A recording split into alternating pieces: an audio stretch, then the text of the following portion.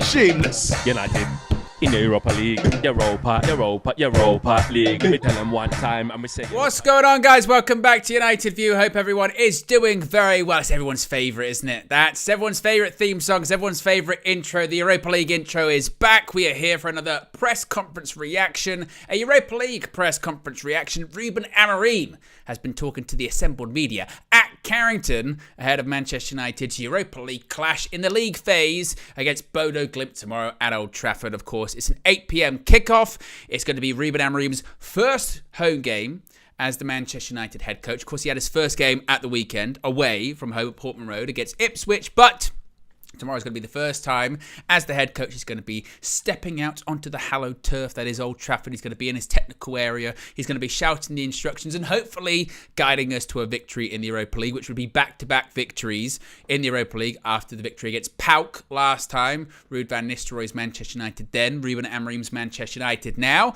And as I mentioned, he's spoken to the assembled media at Carrington in the Jimmy Murphy Centre. Quite a lot of interesting stuff coming out of this press conference. There was questions about, of course, as you would expect, scoring goals. There was questions also about how the players are adapting to his system, how long it's going to take, the thought of playing Bodo Glimt. Is he worried or thinking about them rotating? Some interesting comments about Marcus Rashford playing as a striker as well. An admission that he's not really a striker, so they're going to have to figure out where to put old Marcus. That was quite an interesting one too. In addition to that, we got some players returning, some players still not available, some team news. We've got so much to get into. Fleck was able to ask a question as well, because in these Europa League and these European press conferences, it's not just talking to the manager, it's not just talking to the head coach, it's also talking to the coach and also the player.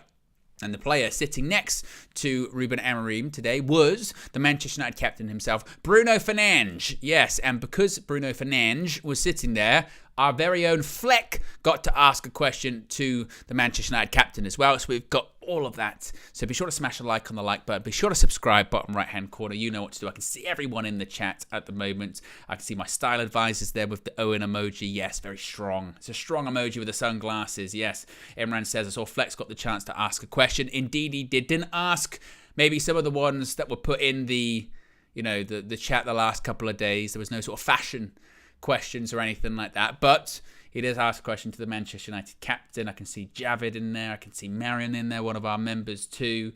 I can see Opa's in there, Hassan's in there, Yuri's in there. Everyone's getting involved, so be sure to get involved in the chat, click the like button, and be sure to subscribe whilst you're sort of in the vicinity as well. Let's get straight into the questions because there's quite a lot actually to discuss. As I mentioned earlier on this morning, these Europa League press conferences are actually usually a bit longer than your more traditional press conferences. The usual sort of press conferences you get from the Premier League and stuff like that, they go for like, I don't know, 10 minutes, something like that. They're not very long, certainly. So, because of that, as I said, the Europa League ones, because you've not only got the domestic media in there, on top of that, you've also got the player in there, you've also got the foreign media in there. So you've got a lot of different moving parts. So because of that, you get quite a lot of stuff happening. You get quite a lot of questions, and you get a bit more time than maybe you would previously, which is good because it means you get some more in-depth answers and you get to ask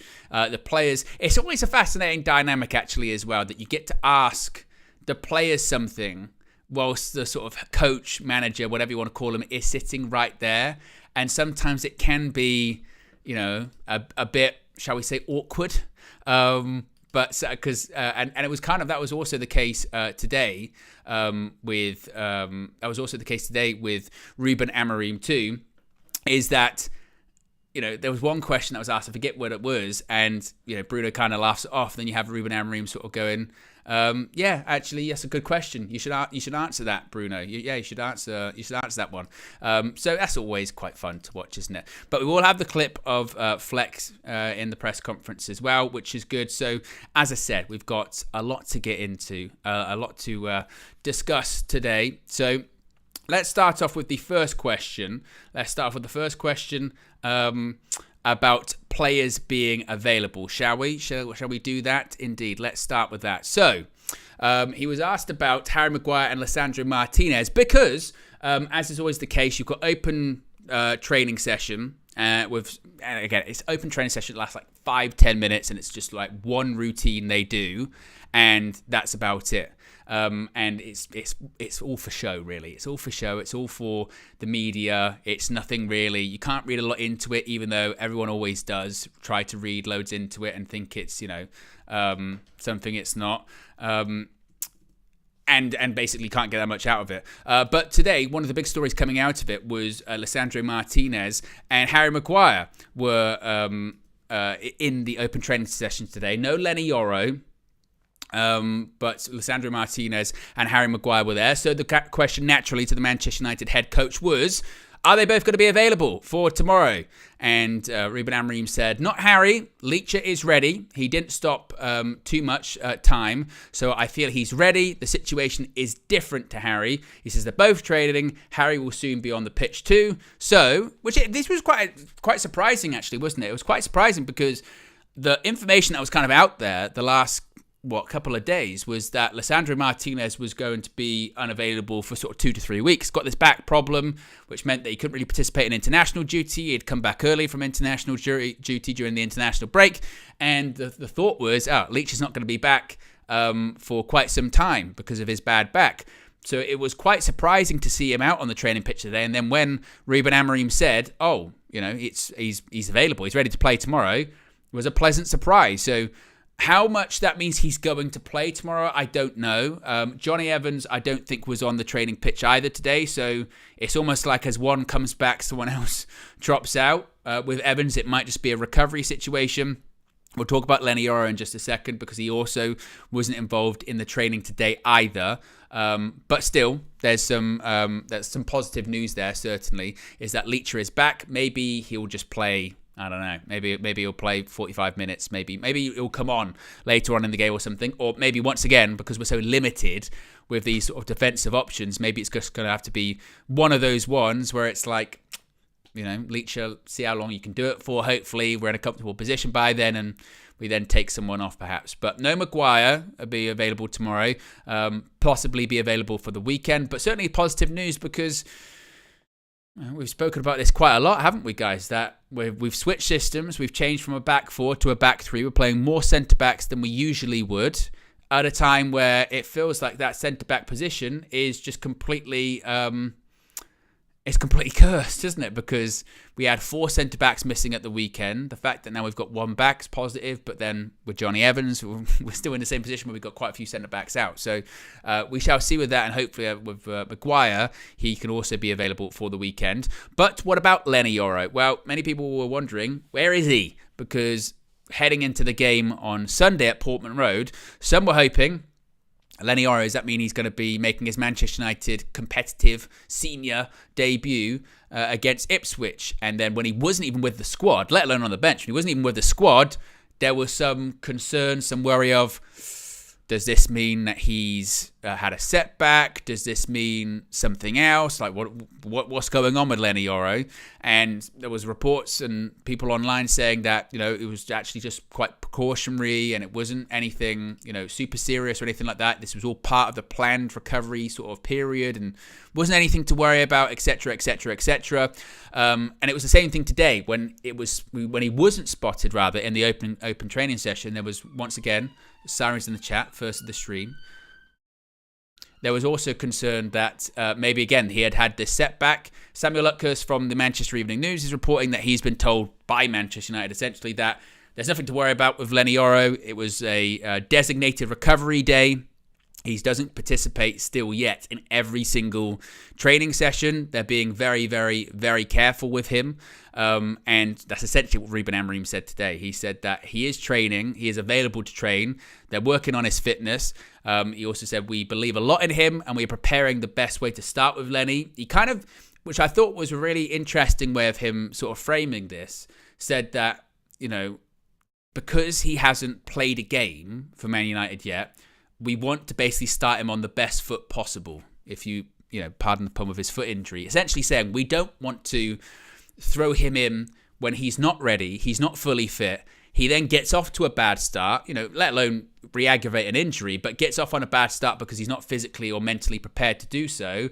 And then there's all this pressure on this guy that's incredibly young that we think very highly of. So it's essentially saying that we're going to take it as carefully as we possibly can with Lenny Yoro. So it's not a case of he's had a setback. It's not a case of he's re-aggravated the injury or anything like that. It's just a case of today was a day that he was, already pre-planned in, that he wasn't going to be part of training. We're taking it very steady with him. There's a lot of games coming up in December and January in this festive period. What we don't want to do is rush him back unnecessarily, get him off to a bad start, have all the pressure in the world on him, and then also get injured too. That would just be a terrible thing, wouldn't it? So we don't want to do that at all. So that's the case with Lenny Yoro. So it doesn't look like he's going to be available for tomorrow either. It was asked about if he's looking forward to his first home game as the Manchester United head coach. He said it will be a special time. I just want to win the game. Before the match, it will be like a new sensation. After the whistle, it will be just another game. We have a lot of games and we are in the beginning of something. We will try to win every game, not just focus on this game, and have a clear idea of how to play. So looking forward to it, but also it's about winning, because you look forward to winning. It's not as if we lose tomorrow against Bodo Glimt, come out of it because, did you enjoy your first home game? No, I didn't. We lost. And now people are sort of questioning what's going on. So it's one of those ones, isn't it? You want to get off to the best start possible. And on top of that, the Europa League games thus far this season, and actually, let me know in the chat, just how are you feeling about the Europa League so far this season? Because look, we haven't lost a game in the Europa League this season, but if you ask me right now, like, oh, what's your sort of memories of it? I'd be like, I don't know. It's been rubbish. It's just been really, really dull. Some of the games have been so tedious to watch, haven't they? Some of the games have been the standard, and I put United into this absolutely as well. We kind of dragged the standard down. They've been so just getting god awful to watch and kind of get through. It's just about at this early stage with the level of team that's in it. No disrespect to the teams, it is just about winning. It's just about winning, getting through it, and going as far in the competition as we can. And like I said earlier on this morning, it's one of those ones where it's like the most. It feels like at the moment, certainly, that it's our biggest opportunity to get into the Champions League. It might be our only opportunity to get into the Champions League, particularly after December and January, when I think we're really going to see just where we're at and what we can actually achieve domestically this season in terms of how high we can go in the league. We might be looking at this competition totally different in just a couple of months' time. So right now, it feels quite flat. We've seen that actually in terms of the atmosphere for the last couple of games as well. So, yeah, it does feel a bit flat, but it might be absolutely critical, mightn't it? Brigitte says, don't really care about it. Top player says Europa is a disaster so far. Not many drop points. I wouldn't go as far as a disaster. I wouldn't go that far. I mean, again, it's not over. And like with any cup competition, you cannot win it in the early rounds, can you? You can't win it. You're not going to win it in the group phase. Same last year with the Champions League or the Europa League. The only thing you can do in the group phase is go out and get eliminated. That in terms of winning it, it's just about getting through. So ideally in the Europa League, that's in the top 8, go through automatically. Even if it's in the playoffs, you're still in it. That's the case with these cup competitions. Stay in it as long as you can. Hope you get some good draws. And try and get to the final, and then try and win it. I mean, that's how we have won cup competitions the last few years under Erik ten Hag, wasn't it? Get some favourable draws, stay in it, and then just hope that the rest kind of takes care of itself. So I wouldn't call it a disaster thus far. It'd be a disaster if we were bottom, or if we looks like we're going to get eliminated rather. But as of right now, that's not necessarily the case. It's just been really, really flat. And there haven't been really loads of amazing performances to talk about, have there? I mean, we won for the first time in a year in Europe in our last Europa League game. That probably sums up just how it's kind of played out for us thus far. It's just been, again, very, very flat. Next question was about rotation. Actually, this was a really strange question. from Simon Stone. So first it was about rotation, about are you expected to rotate tomorrow? And Ruben Amorim was like, we have to do it. You know, we have to manage the game. We have to manage the players. Obviously, we've got to try and win. Have a clear idea of how to play, and everyone's got to be on the same page. But this was the next part of it that I thought was really odd from Simon Stone, because it was just entirely logical what Ruben Amorim was saying, and I felt like they were trying to suggest he was saying something or doing something that he wasn't. It was really weird. So he essentially said, Sunday, you said that there will be players that didn't play, they'll train on the Monday. Do you run the risk then of splitting the squad? And Ruben Amorim says, well, the squad is already split. If Bruno trains tomorrow or plays tomorrow, he cannot train for the next 2 days. He can only train slowly. Some of the guys will field the game. Some of the guys will train the next day. That's not a new concept. That happens all the time. That's not like dividing the squad up. That's not splitting the squad. That's just what happens in football. If you're part of the match day squad, and particularly if you play, you won't be training the next day. Or the minimum, you might do recovery the next day, or you just have it off. If you're not in the match day squad, or even if you are and you say you're an unused substitute, chances are you'll train the next day. Like, that's just how it works. So I don't know what they were trying to suggest or what they were trying to imply. Like, he's got 2 squads, one that he likes and one that he doesn't like or he doesn't care about, or he's splitting the squad like that. I thought, what a strange thing to say. What a weird question to ask. Of all the questions that they could ask Ruben Amorim, it's like, oh, you said that some players might be training on Monday if they didn't play. What's that gonna mean? And you go, well, not that much, because that's just what happens. And I felt like he had to do that a couple of times in this press conference, Ruben Amorim. And this is what I say about the English media, is that he'll learn. Like, I don't know how many times I've done these streams or how many times I've done these kind of shows, these kind of reactions. The media, they are not your friend. They might smile at you and think that they like you. They don't. And even if you say something that seems perfectly logical and perfectly normal, they will twist it, they will manipulate it, they will change it into something that's completely different from what you said, and you're going to have to re-explain yourself again and again and again and again. It was just, I thought it was a bizarre question, particularly from Simon Stone, who doesn't really kind of do that. It was, very, very, very odd. We've got over 600 people watching at the moment, which is fantastic. We're closing in on 150 likes. Let's see if we can get half the people watching clicking the like button. So if you haven't already, let's see if we can get to 300 likes, maybe even higher, for a Europa League press conference reaction stream. As I mentioned, there was also Bruno Fernandes in this press conference, the Manchester United captain, and he was asked for the first time. This is the first time we've spoken since the change of manager. Previously, you said that you'd spoken to Erik ten Hag whilst he was in charge, and the players had to take some of the blame. Is that still your view? And he said, if you change a manager mid-season, it's because things are not going as you want. If things are not going as you want, everyone has to take the blame.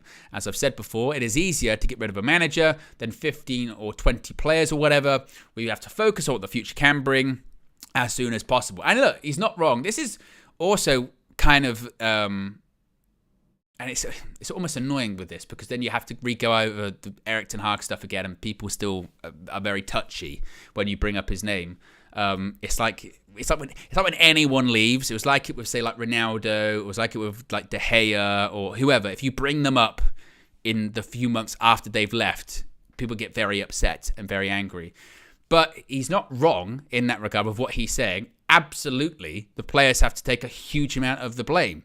Now, what I don't understand, and I acknowledge that it's a reality for some reason nowadays. The art of nuance, or the art of having balance, is gone. You have to live in absolutes, apparently. So it's either totally the manager's fault or totally the player's fault.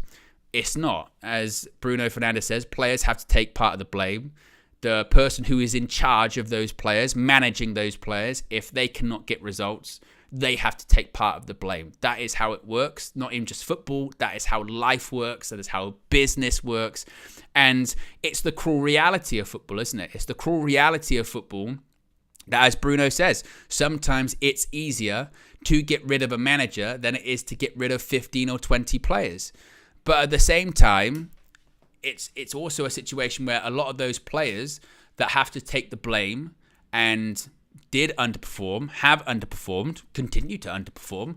A lot of those were players that the previous manager had vouched for or brought in or wanted to bring in, and it didn't work out. So I don't think, we can still go back and say, that was totally out of Erik's hands. He had nothing to do with that. No.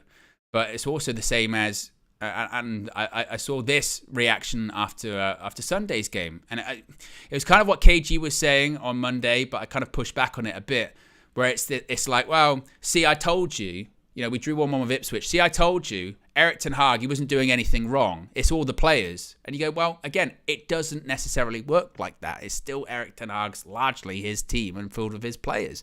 It's going to take time with the new head coach to implement his ideas and what he wants these players to do, which are not all of his players. The hope would be that they can adapt quicker because, as he mentioned in this press conference, they're international players. But again, it's not, it's not just like, oh yeah, all right, we drew with Ipswich, so Erik ten Hag is absolved of everything that happened whilst he was there. See, it was not his fault, it was all the players.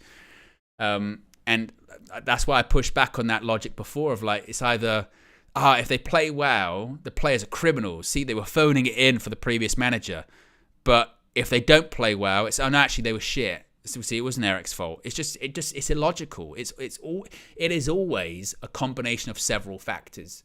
And but certainly the players have to accept an element of the blame there because they've been underperforming. They have to accept an element of the blame, not just for Erik getting the sack, but also just for results in general. They have not been good enough. And then it gets into the territory of, are they just not good enough? Or, again, are they lazy? Are they this? Are they that? And the answer is probably yes to a lot of those questions. We move on to the next question. Once again, to Bruno Fernandes. He was asked, now, at your time in Manchester United, you've played many roles, playing in a front three. Do you think you need to change anything? And he said, you always have to adapt to different ideas and different systems. You always have to adapt. It's not difficult for me to attack in different positions. I try to have an understanding of the game. As being the captain, the manager can give the message from the bench to the pitch. Having knowledge of every position, knowing the movements is also my role. Now, this was the sort of first time he was asked about adapting to new positions, new roles. Flex kind of asked him later on in the presser something similar about adapting, but more about different phases of your career. And this is something that has been put at Bruno before. I remember when Erik ten Hag came in. I remember having the conversations with the guys from We Talk Ajax, the Ajax guys, with Ajax, with Papamento, with Juan, with loads of them, and with Sabi as well, sort of saying that Bruno will adapt. He'll play a wide role, which every single time Bruno Fernandes has moved anywhere close to the wing, we collectively just melt down because, my God, we do not want to see him out wide at all. And I think there is a concern with Bruno Fernandes. Can he adapt? I don't know. I don't know. And he brings that up a bit later on, which I think is a good answer about, when you play in the national team, you play different systems and you play different formations and you play different roles. And that proves that he can do it. But sometimes it's not even necessarily with Bruno. It's like a positional sense. It's almost like it's a football personality sense, isn't it? Those habits that make Bruno Fernandes what he is, who he is, sometimes lead to great goals or lead to incredible moments and lead to the numbers that he has put on the board during his tenure at United. But also those same habits, those same moments are sometimes so high risk that when they don't come off, or when he tries them in the wrong context or in the wrong situation, they are so detrimental to what the team is trying to do. And it's almost like, can you adapt to that? Can you adapt to the context that you're in? Can you adapt to the scenario that you're in at the time and curtail those bad habits, or even bad habits, those sort of Bruno-isms, to use them at the right moments? And that's what I don't know if he can change at this stage of his career. Can he stop that? So when it is the last minute and you're saying, just put the ball in the box, can you stop yourself from having a shot from a free kick instead, like he did against, was it Twente when he did that? And I just completely lost my mind. Or can you, when it is the last few moments of the game and you're taking a corner, can you make sure that your corner is going to beat the first man? Can you do that? Because because Bruno's corners recently have been horrid at points. Like Man United's corners in general have just been absolutely horrid. So it's those questions, and I don't have the answer to that. My instincts say no at this point. It's not necessarily can he play in this system, can he play in this position, because he can play in a variety of positions, but can he curtail those habits, those instincts that also make him, again, put numbers on the board, but also drive people insane with frustration? It's a big question. It's a really big question. Ruben Amorim was asked about Ed Sheeran. Yes, we're still talking about Ed Sheeran. We're still talking about that after the game.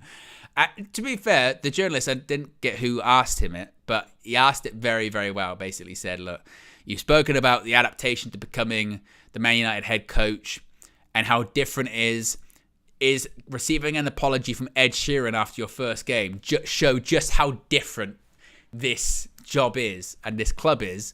And Ruben laughed. He said, look, in Portugal, it's so different.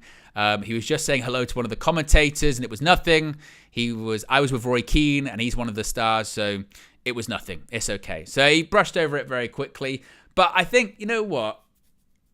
The question there from the journalist, and that's why I wish I had the journalist's name that asked it, that just goes to show, isn't it? If you want to, in just one instant, to say, what is the chaos of being the Manchester United head coach, manager, whatever you want to call it? What is the chaos? The chaos is that after your first game, at any other club, you would probably just be doing an interview and that would be it. Done. You leave.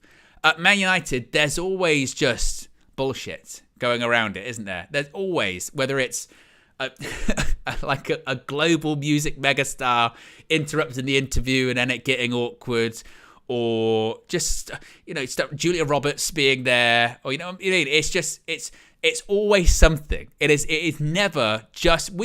I as a fan wish it was just about the football, and maybe that's the job. Like, we've seen these stories already of him saying he wants to limit the amount of interviews he's doing and the amount of time for broadcasters, which I saw Laurie Whitwell posted something today, which is so true, saying actually the problem is that the broadcast exposure and interview time is only getting bigger because, of course, they've now voted through, I think, those changes that you're going to be getting, was it halftime interviews or interviews on the touchline or interviews of players on the bench and things like that. And it's more media stuff. It's more interviews. It's more talking, less focused on the football. And whilst it, from a consumer, I suppose it's cool because you get to get closer to the players and closer to the action, then it's great.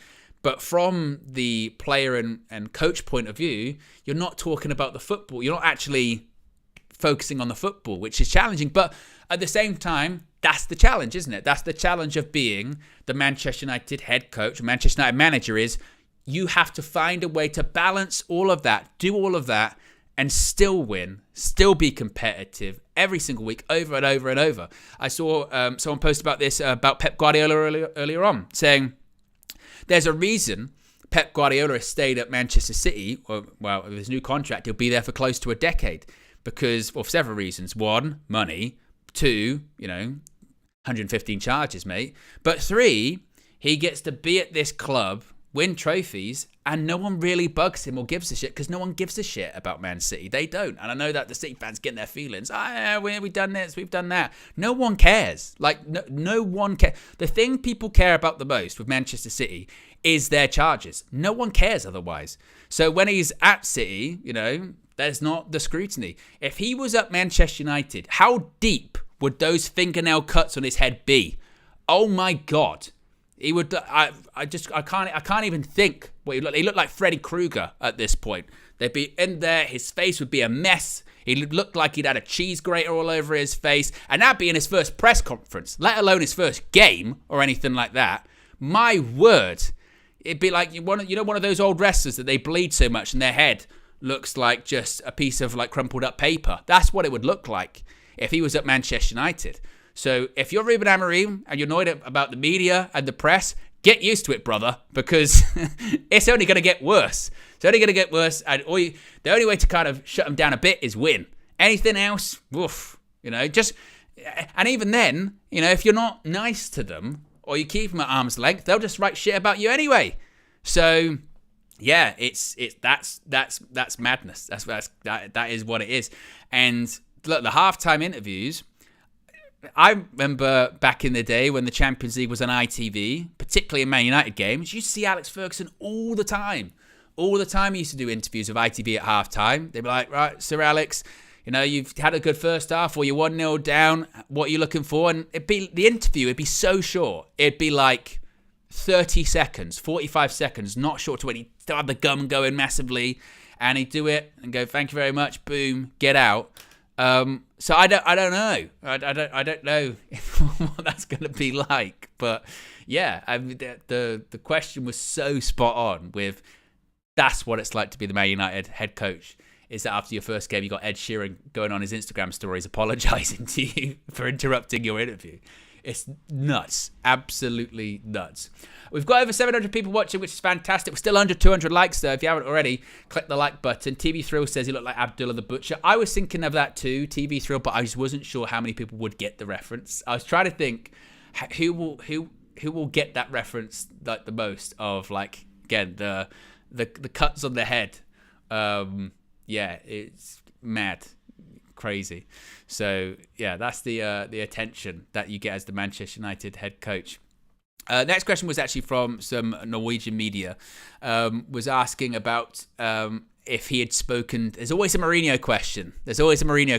Previously, it was like there's always a Pogba question. There's always a Ronaldo question. There's always a Rashford question. And now with Ruben Amorim, there's always a Mourinho question. So he was asked, Jose's been a mentor for you. He's encountered Bodo Glimt before. They absolutely battered Roma when he was the Roma manager. Have you spoken to him about that? Imagine, Jose, I'm playing Bodo Glimt. How'd you beat him? How the fuck do I know? I got smashed by them. But no, he sort of said, no, I haven't. He said, but I'm expecting a tough game. I liked this answer. He said, they run a lot.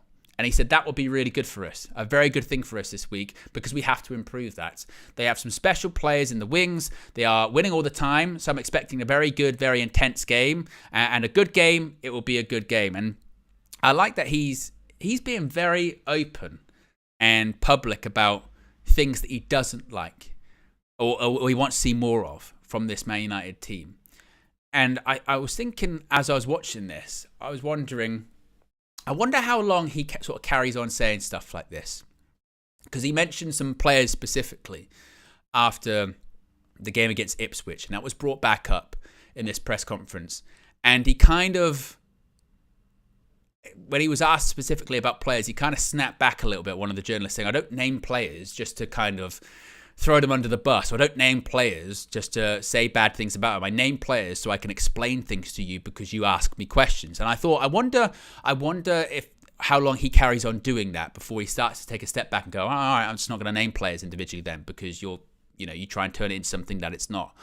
But it was interesting that once again he says that this team runs a lot, and because they run a lot, that's good for us because we need to run a lot and we need to up our levels of physicality. We need to up our levels of intensity. And the only way we do that is by playing equally or more intense sides that we have to match. So I thought that was a really interesting comment there that he made. He was also asked that there could be actually rotation from Bodo Glimt. And the reason being is that Bodo Glimt have a really important match on Sunday. And their coach, the Bodo Glimt coach, has essentially said that because they've got this important game, they might have to actually, rotate some of the players because basically the more important game isn't actually in the Europa League. The more important game is in the Europa League, which again I thought was actually quite interesting that he would they would actually say that. So he's sort of saying when it comes to the rotation and the rotation of players, going, look, I'm not even really thinking about that, to be honest with you, that much. I'm not thinking about it. I'm not even thinking about that. I'm just focusing on winning our first game at Old Trafford. If you win, it's a big help. I know the players and the way Bodo Glimt plays. I'm focused on seeing things of my squad. So him saying, look, I not even really thinking about that as well. Next question was a good question. about how long will your players suffer for, right? He mentioned previously that there's going to be this element of suffering whilst players get used to playing his formation, playing his system. And the question then becomes, okay, how long do you think it's going to be before the players start to adapt? How long are your players going to suffer for? And he said it's hard to compare things. He says it's a different league and it's harder than in Portugal. But I also have experienced players who have played in national teams. Having a lot of games without the time to train means it'll be difficult for me. It'll be tougher for them. I'll try and help. We have to win some games and increase the idea of the team. But he did say, I don't have an answer. I don't have an answer to that. I don't know how long it's going to be specifically, which is probably the smart thing to do, isn't it? It's probably the smart thing to do, because the moment you put time frames on things, then people start looking towards that. Now, he's already put time frames on a couple of things, saying in a year's time will be better, because a year is quite a long time, a very long time in football, and a lot can change, and you would hope in a year's time it would get better.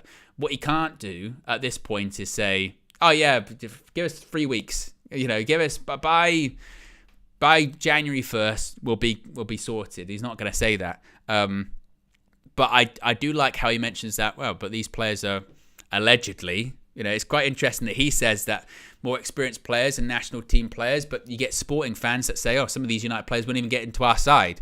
You would then push back and say, well, what happened last night then? Bloody hell. So the adaptation process is going to be really interesting to see how long it does take. And it's also going to be interesting to see Ruben Amorim's reaction to that adaptation process. How long is he prepared to wait? Us as fans, we haven't really, I suppose, defined it, have we? We haven't really defined how long we're expecting it to suffer for before it gets better. But how long does he wait? If he looks at certain players that are adapting faster than others, the ones that are taking longer or can't do it, does he just pull them out the side, say, sorry, can't afford to wait for you to get better on a match day. You have to do it in training. This player's doing more than you. So those are the kind of things he's going to have to think about. As far as when would I hope to see, we just hope to see continuous improvement. That's what we've always said as fans, isn't it? Just going, it's not.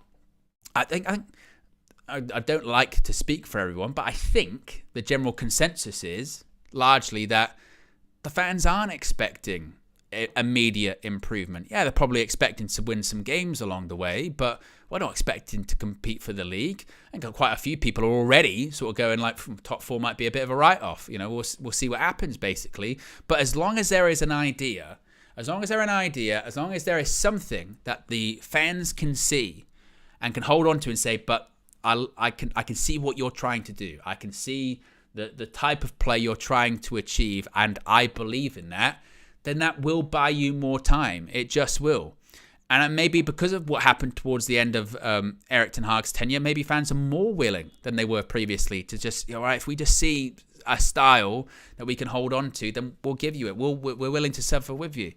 And it's just going to be quite curious to see, again, how the season is framed, I think, in a couple months' time. This is something I was talking about this morning, that I wonder, after that game at Anfield, first game of 2025 in January, Premier League game for United, I think it's on the 5th or the 6th, whenever it is, the 5th. After that game, I wonder just how we'll perceive this season. Will we perceive it as, right, there's still stuff to fight for in the league? Or at that point, is it just like, right, it's just going to be one of those seasons that we just got to get through? We'll try and win the Europa League to get into the Champions League that way, or focus on other competitions and just the season's a bit of a write-off. Because it's too early to write off the season now, because we're only 6 points off top four. Anything's possible. But after December, January, you might go, oh, actually, this is kind of where the season's going. So hopefully they'll adapt quickly, but we also, again, know this group of players. Next question was from Jamie Jackson. And this was also a really interesting question, because it's a question that I've seen actually some of you guys talking about in the chat about players adapting and why certain players can and why certain players can't. So he was asked, after the Ipswich game, you mentioned, for example, Johnny Evans being confused. Generally, are you surprised that players aren't able to work it out in an in-game situation? And he said, it's not a surprise. These are different things. I have to use the name. And this is what, again, he pushed back on this. And I really like that he pushed back on this. Is that I have to use the name of the players to explain the situation to you guys. I have explained why we had some problems in the first half. It was not a problem with the players. It was about me and the ideas. I believe we can play in different systems. So he was also then asked after this, so are you just going to always stick to the 3-4-3? Will there ever be a tweak?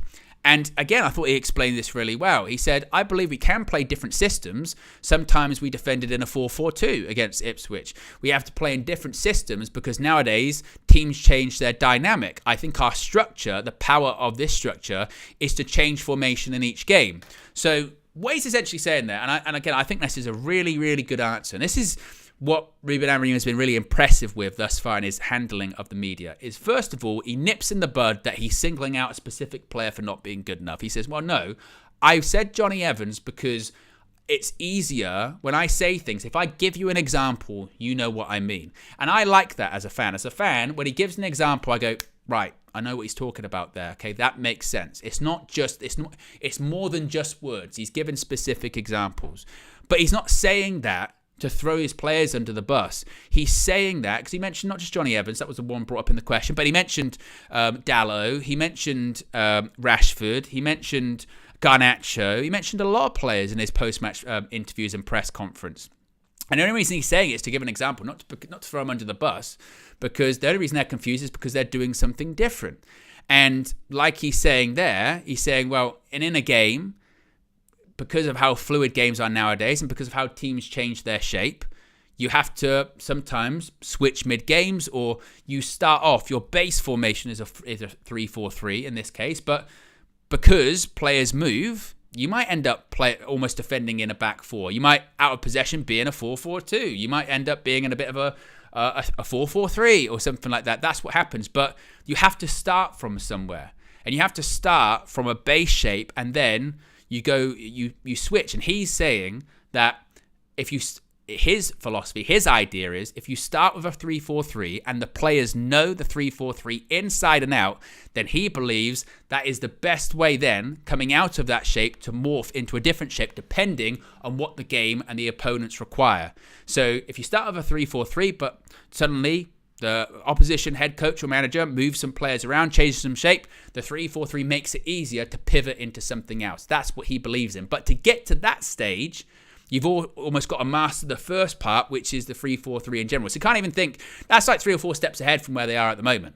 The current objective is, right, as of right now, let's get this shape. Let's get the 3-4-3 started first. After that, then mid-game, we can pivot into something out of possession. We can pivot into something in terms of an attacking phase or a transitional phase. We can move into different shapes and we can be a lot more fluid. As of right now, it is not going to be fluid. It's difficult. It's going to be difficult to try and tweak things when you haven't even really established what sort of your base formation is going to be. So that's what he's saying there. And it felt like, to be honest, sometimes when he was saying these things, like it was going over their heads. They were like, what? What are you talking about?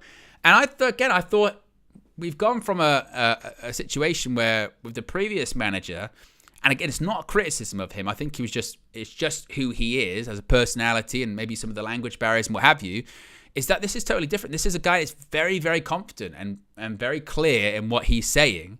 And it's almost like, again, there have been a couple of instances I've noticed already where people have tried to maybe twist some things, imply he said something he didn't, or do something, and he's already nipped it in the bud straight away. Nope, that's not what I said. I said this is what I meant. I give examples because I'm explaining to you guys because you're dumb, basically, because I don't want there to be any misinterpretation of what I'm saying. And he's right to do that. Absolutely, he's right to do that. I totally agree with what he says. How many likes are we currently at? We're close to 800 people watching, which is fantastic. We're at 240 likes. If you haven't already, click the like button. Be sure to subscribe as well whilst you're at it. Next up was a question from our very own Fleck. He asked a question to the Manchester United captain, Bruno Fernandes. Here is what he had to say. Question for Bruno, Flex. Bruno, for you, how difficult is it to take on new ideas, new instructions when you're so used to doing something one way? I'm not saying you're old, but but for yourself, you've been playing a certain way. You're very used to certain things, and you're very experienced. So when Ruben comes in and maybe has different demands from you at this stage of your career, how easy is that for you to follow through versus maybe when you were younger and you were less experienced but more open to different ways of playing? No, I think probably could be worse for the younger players, because for me, I know very well what the players of Sporting were doing. I know exactly what they were doing in their positions. So not because I was reading what the manager was doing there, but because I was watching their games. And obviously, at the stage of, as the manager said, we are international players. So every time we go to the national team, you probably play in a different system. And for example, when I go to national team, sometimes we also play with the back three. And sometimes I play as a 10, sometimes I play a little bit deeper, sometimes I play a little bit wider. So already in the national team I had that experience of the manager with a formation, like the manager said about we play with a 3 at the back, but then you rotate and then you end up playing different ways. You press them in one way, you defend in another way, you attack in a way, then you always have to move. And in the national team we do that a lot. So I don't think the age should be a problem, either older or younger. It's about carrying the most you can from the dynamics and from the players you have around. And then I think every training session try to get something from the game and understanding what the manager demands from us. But at the end, as the manager said, you don't need to overthink things. You just have to know that we have a base, a foundation, and from there on you still have to play and do your game. Still have to play and do your game. So big up to Flex for the question, representing UV inside the presser. And to be honest, Bruno kind of echoes what Ruben Amorim is sort of saying in the question before, really, isn't he? There saying that, it's about, it's not just about one position, it's not just about one role. And this was sort of what I was talking about earlier on, in that I don't think Bruno Fernandes has necessarily an issue adapting to different roles in the team. So as he mentioned, they are international players. With the national team for Portugal, he does play in a different system. They do sometimes play with a back three. He plays in the 10 for them, plays deeper, plays wider. It's not necessarily a problem with that. And as he's saying, you play with a 3 at the back and you rotate different ways. You attack in another way and you always have to move. The national team, you do that a lot. So age shouldn't be necessarily a problem with that. And I don't think with younger players it's necessarily a problem either. And I think with Bruno, it's more habits with him. It's not necessarily positional. It's habits. It's the things that make Bruno, but it's finding the right time to do them or the right time to implement them, because they can be incredibly frustrating. But what I will say there is, I think he articulated himself and answered that question very, very, very well. Sometimes with those ones, you could take it as, no, I can adapt to anything. That's it. Move on. But he's explained himself really well there. I can't fault with what he's saying there, because he is right. And that's, I think, from a player perspective, I think that's encouraging, because sometimes, again, as fans, we go, ooh, are they going to adapt? Are they going to be able to do it? To Bruno's point, well, if you're an experienced enough player and you've played at a national level, you've played in different systems, you should... If you're any good, you should be able to adapt, and you should be able to adapt fairly quickly. And his point is, actually, as an older player, I've probably played in more systems than maybe younger players have. That might make it easier for me, which may be something we hadn't really considered before. So I do think that was a good response from the Manchester United captain there. And big up to Flex for the question too. We're still under 300 likes, guys. We've got over 800 people watching, but still under 300 likes. If you haven't already, let's see if we can kick the like button. Let's get it to 500. We can. There's 800 people watching. I believe in you. I believe. Where's the... I haven't pressed, actually, the Robbie button.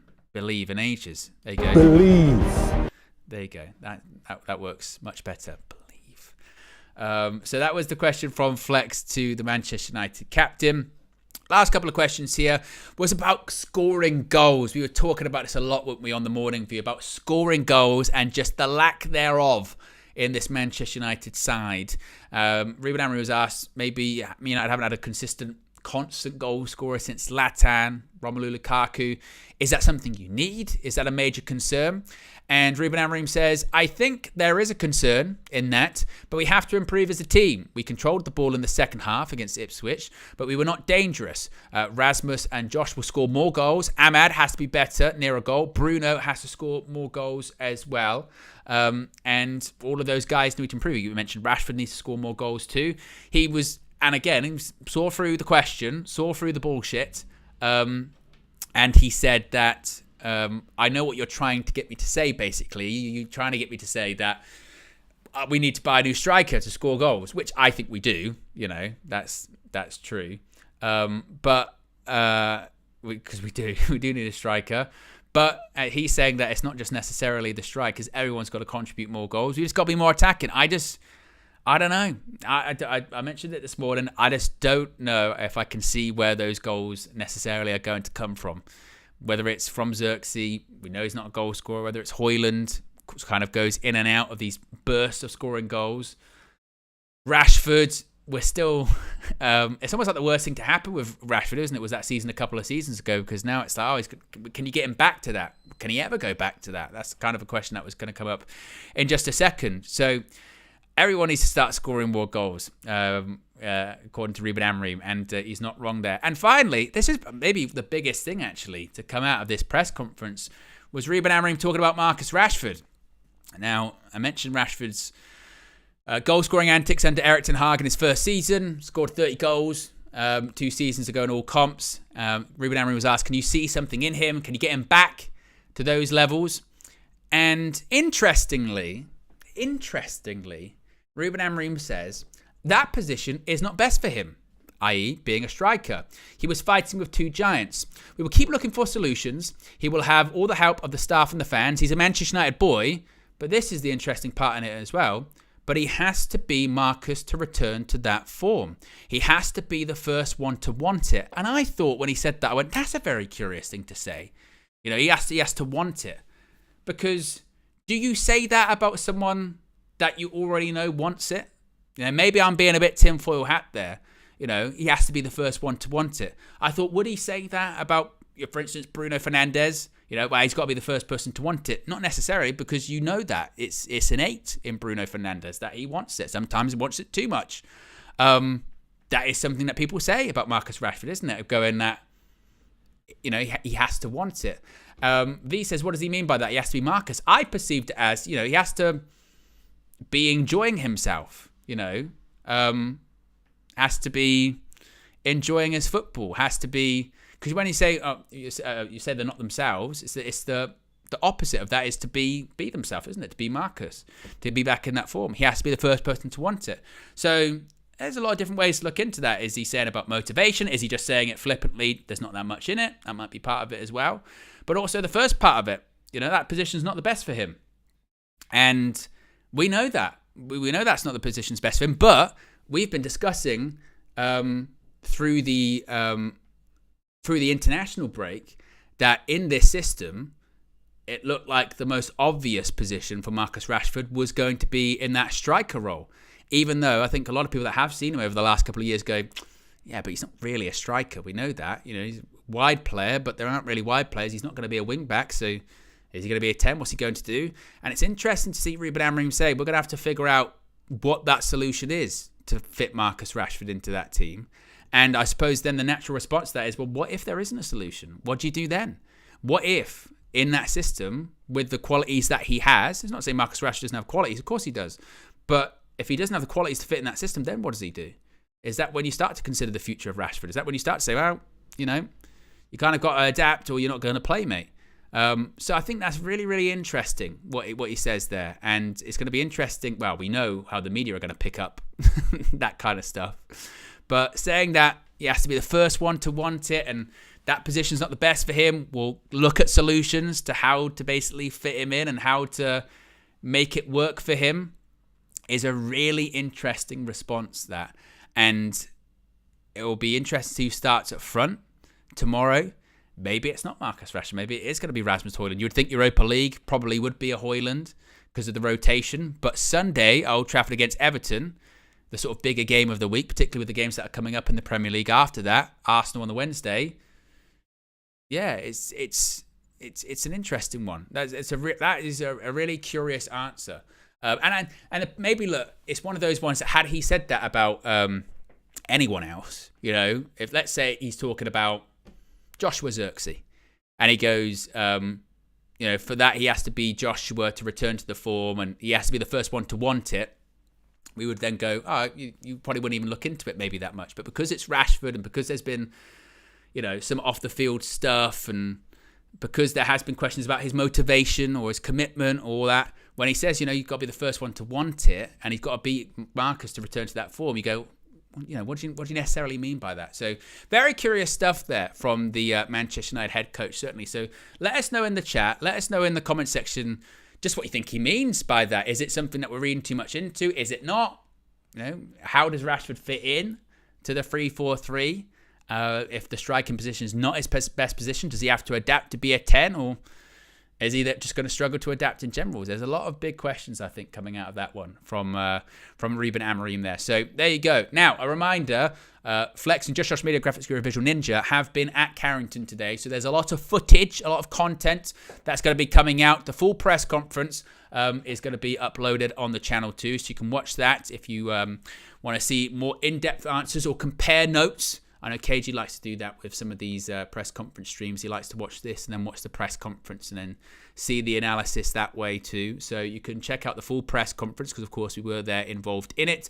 There's going to be a match preview coming up later on as well, spliced in with some clips from the opening training session at Carrington that Flex was at today as well. So Flex will be breaking down, previewing the game ahead of tomorrow's clash in the Europa League against Bodo Glimt at Old Trafford. You can check out the morning show, the morning view that I did this morning too. Tomorrow I'll be live as always, 9 a.m. and it's match day. So we'll have full match day settings. We'll have a road trip. I'll be live 2 hours before kickoff for the pre-match, 6 p.m. As team news comes out, I'll be joined by 1KG, that comedian, THA, Mr. That Comedian, to guide you through the game and hopefully another European victory for Manchester United. Smash a like on the like button on the way out. Be sure to subscribe, bottom right hand corner, and I'll see you all again tomorrow. Peace.